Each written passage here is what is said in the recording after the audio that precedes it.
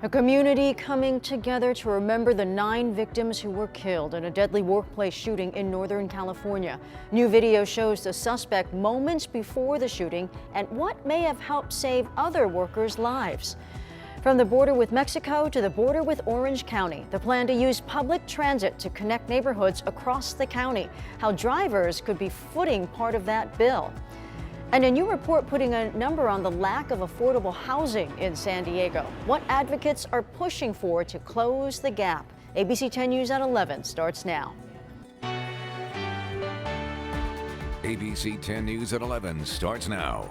Hi, you guys. Thanks for joining us on this Thursday. I'm Virginia Cha, joined remotely by my co-anchor Jim Patton, as well as 10 News meteorologist Megan Perry, and we will hear from them in just a moment. But first, this. A community in mourning after the deadly mass shooting in San Jose. 9 people killed when a transit authority employee opened fire on his co-workers.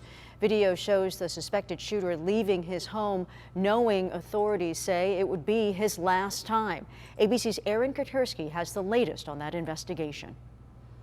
When Sam Cassidy left home Wednesday morning for the Valley Transportation Authority maintenance yard in San Jose, it appears he intended to do a lot of damage. The suspect had on him, or at the place where he died, 2 semi-automatic handguns, and then 11 magazines that had ammunition in them. While authorities have said nothing about motive, a picture is emerging of a gunman who disliked his job and was known to be angry. Hot temper.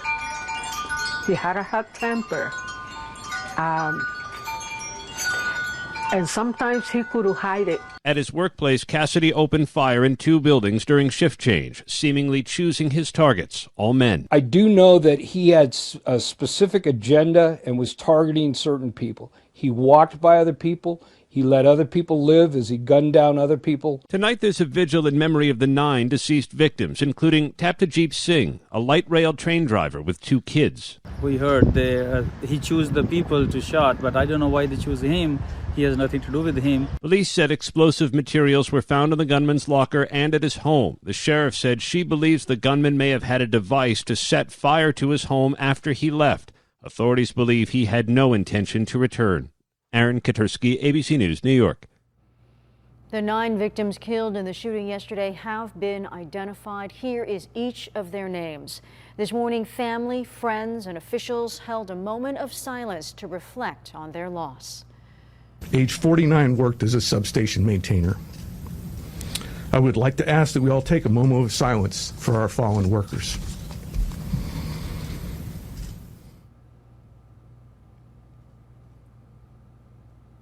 Yesterday, the head of the transit agency emotional, watching many bus drivers and others going to work even after their co-workers had been shot. Today, one woman relived the calls that had to go out to families to tell them that their loved ones had been killed. I saw the immense pain in the faces of the families, and I heard their cries when they got the news, and it was utterly heart-wrenching. Authorities still investigating a motive and how exactly everything played out at that facility yesterday morning. This morning, the Santa Clara Sheriff said it's possible recent training saved workers' lives. Our team had actually trained all VTA employees what to do in an active shooter and had done an exercise specifically in that building with VTA employees. The sheriff says employees were trained to run, hide, or engage, if they had to, the gunman. Well, this shooting renewing calls for some lawmakers to have more regulations on firearms. Governor Newsom addressing that issue yesterday. There's a sameness to this, and that numbness, I think, is something we're all feeling. What the hell's going on in the United States of America? What the hell's wrong with us? And when are we going to come to grips with this? When are we going to put down our arms, literally and figuratively?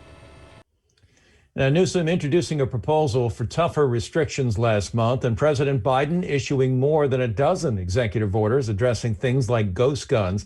He also encouraged states to adopt so-called red flag laws. We're going to continue to follow this story as it develops, and you can find the latest updates and more information about this investigation and the victims at 10news.com.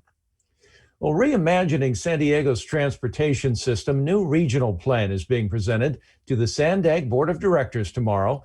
The goal is to have a transportation system that is faster, fairer, and cleaner for the future. ABC 10 News reporter Nate Holmes breaks down what's in the plan and the possible fundraising ideas to make it happen. We're standing at the future Balboa Avenue Transit Center. It's one of 9 new trolley stations being constructed on the UC San Diego Blue Line, and local officials are hoping to bring more transit sites like this to neighborhoods near the border all the way up to North County. Going from South Bay to Sorrento Valley, the #1 employment area in the region, it's especially important to provide a better commute. The proposed 2021 regional plan is a blueprint of what the transit system would look like in 2050. Mayor Todd Gloria, who is also the vice chair of Sandag, says the main part of the plan is giving people more options. That includes light rail, expansion of sidewalks and bicycle lanes, as well as managed lanes on our freeways. Managed lanes would have restrictions or require tolls. Local officials say the cost would be covered by local, state, and federal funding. One idea proposed is a road charge for drivers on the freeway. Here's what leaders had to say when we asked them how that would be implemented. I don't think that we know what we're talking about yet. Road charge has been something that's been discussed broadly throughout the United States for some time. As we look at the gas tax dwindling returns, as we see more vehicles shifting from gas power to electric power, we need to find a way to make sure that people who are driving Teslas and other vehicles like that are paying their fair share. Gloria adds this may be a way to make it fair for everyone, saying the more you drive, the more you fund the system. Now, we are still in the planning stages, so nothing is set in stone just yet. The Sandag Board of Directors will hear the proposed regional plan Friday, and it will also be made public. Now, local officials are encouraging San Diegans to take a look at the plan and give their feedback, and you can find that at sdforward.com. Nate Holmes, ABC 10 News.